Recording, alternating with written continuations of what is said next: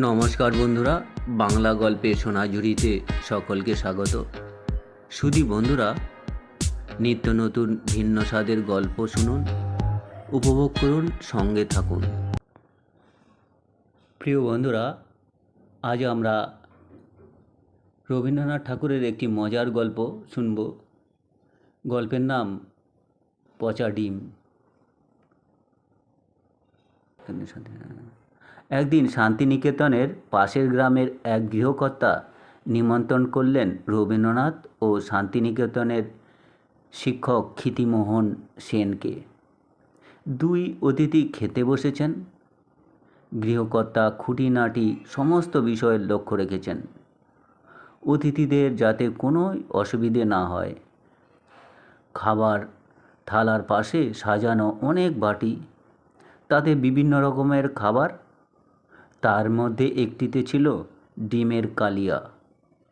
ডিম খেতে গিয়ে ক্ষিতিমোহন তাতে পচা গন্ধ পেলেন।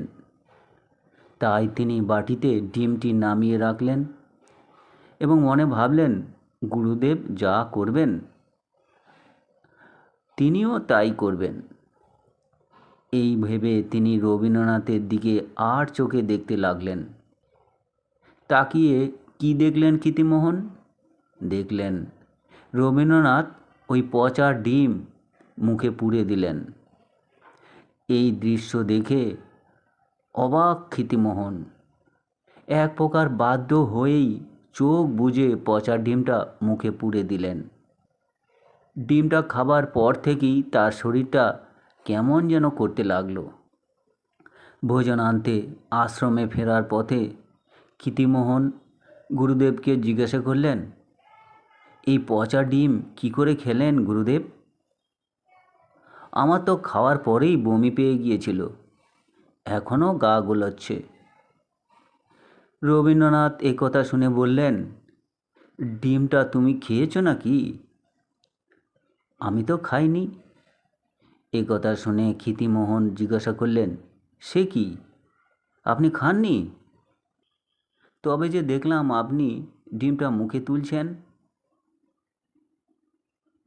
এবার রবীন্দ্রনাথ হেসে বললেন, তুমি কি ভাবছ?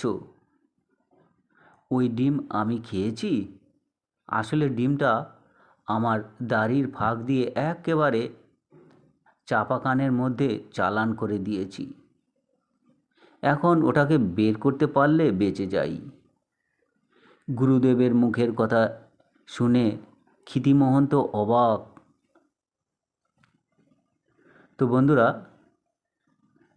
এই ছিল রবীন্দ্রনাথ ঠাকুরের একটি মজার গল্প পাঠ। যদি আপনাদের ভালো লাগে, চ্যানেলটির সঙ্গে থাকবেন, সাবস্ক্রাইব করবেন। সকলে ভালো থাকবেন। ধন্যবাদ।